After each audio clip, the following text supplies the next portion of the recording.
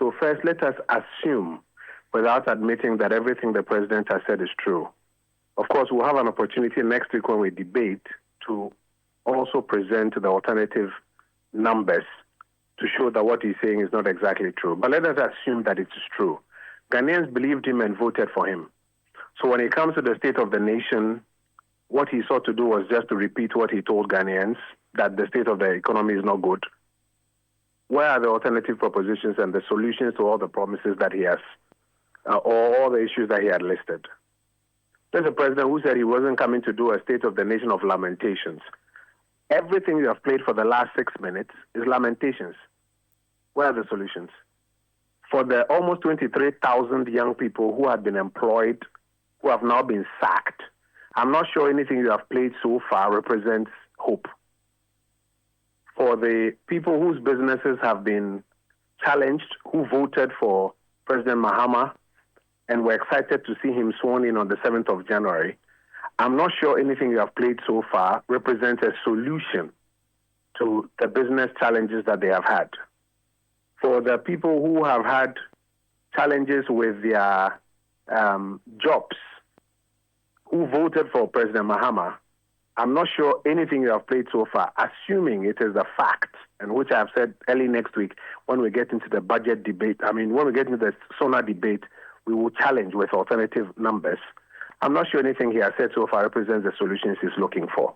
Let me attempt to provide some of the solutions he provided. So, for example, he talked about the Akoko Nkitinkiti project or program, which he says will help boost poultry production, which will improve food inflation. He talked about the 24-hour economy, saying that because of his track record of having invested in that sector, the pharmaceutical sector, he hopes to do more, and that will churn out more jobs. That is one of them. He talked about dealing with a double track, and indeed he did promise that he was not going to scrap the free SHS. Rather, he says he was going to make it better. So he said that a way of dealing with a double track system, which a lot of parents are not happy about, is to uncap the GET fund to help provide more infrastructure for the schools.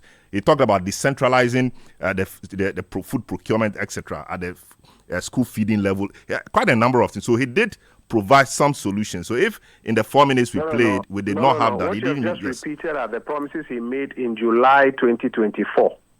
But he's been in office barely. If I may, go ahead. Yes. What you are saying is that today, when he appeared before Parliament, what you are saying, not my words, your words, is that what he did today when he appeared before Parliament is that apart from lamenting about the problems, he repeated his July 2024 promises.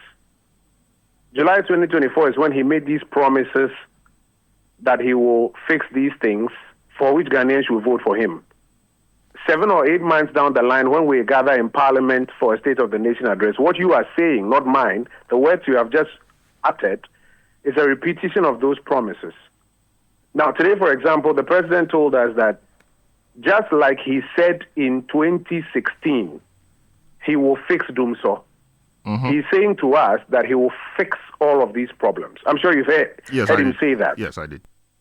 Every Ghanaian knows that in 2016 there was Dumso. And that, despite the fact that he said in January 2016 that he would fix Dumso, there was still Dumso. If President Mahama today tells us that just like he fixed Dumso, he will fix the economy, and every Ghanaian knows that in 2016 there was Dumso, then every Ghanaian can extrapolate that all the promises that you have just outlined, the promises of July 2024, which he repeated today, he will live by, then it suggests to us that we are in for a very, very difficult time. So today, I'm not sure we heard anything new. We had a set of lamentations, though he promised he won't lament. And then we had a repetition of his July 2024 promises. And then he reminded us that in 2016, he said he will fix Dumso, and so he will fix all of these problems. And we all know that in 2016, those promises were not fulfilled. So if we are to extrapolate by that, a lot of Ghanaians will be worried this evening as they go to bed. Well, the issue about Dumso, I mean, I'm surprised it's still a debate because your side says he did not fix it. He says he fixed it.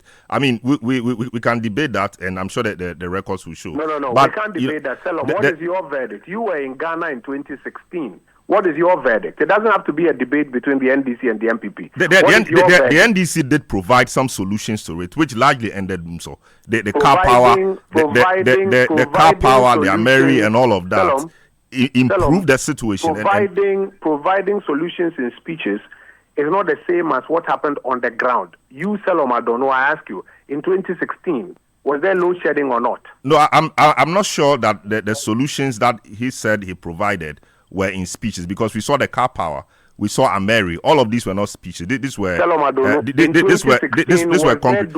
Or not? No, I mean I'm not the one in question. I mean the president has made.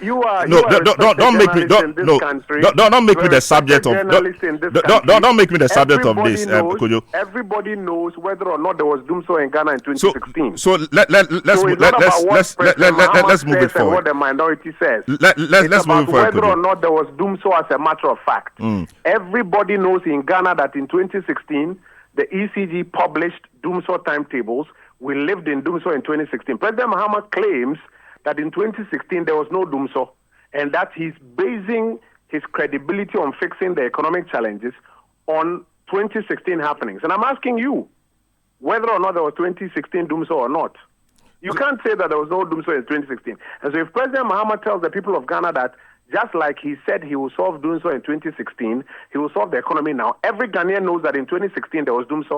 And if he says that that's his credibility for fixing the economy, then every Ghanaian knows that in 2025, if he says he will fix the economic challenges, we are in for a long haul. Very well. We look forward to the SONA debate, really. But he talked about lamentation, etc. This being his first State of the Nation address, at least for his second term, is it not just proper and consistent with practice that he will lay what we may call the baseline before he starts dealing with the matters, perhaps subsequently?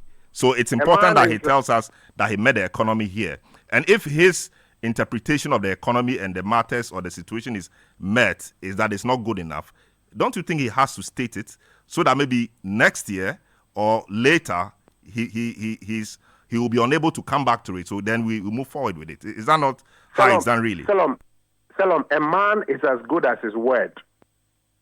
President Mahama is a man who tells us today in Parliament that he fixed doomsday in 2016. And you know that's not true. No, I've not said that, because you don't put words in my mouth. No, I haven't said you said that. I said you know that. You haven't said it, but you know it. No, and all your listeners know it. All right, very well. I don't know that. True. Yeah. So if he says he fixed doomsday and everybody knows that's not true, if he proceeds to say that therefore he's going to fix the Ghanaian economy, everybody knows where we're going with that one. Secondly, we are in an economy where the president comes to Parliament and tells us that he will not lament. And he spends 1.5 hours of the 2-hour speech lamenting. What does that tell you? Is this a president and an administration that you can take at their word? You listen to the speech. 1.5 hours of the 2-hour speech was about lamentation, about balances in accounts. And he was very selective about the accounts that he spoke about. He didn't tell you about the gold reserves that we have increased from about 3 to about 21. He didn't tell you about that. He didn't tell you about the forex reserves that we have increased. He didn't tell you about the growth or the expansion in the Ghanaian economy. He selected which accounts that he wanted to tell you about that had numbers that he wasn't too excited about. This is a president who has won such an overwhelming mandate.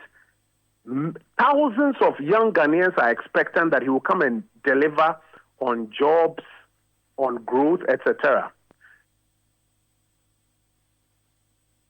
Hello? Hello, Kojo. I think we just lost Kojo. Kojo Oppong is member of parliament for the Ofuase Ayiribi, and he was just speaking to us on the minority stake on the State of the Nation address. Our producers are working the lines to get him back.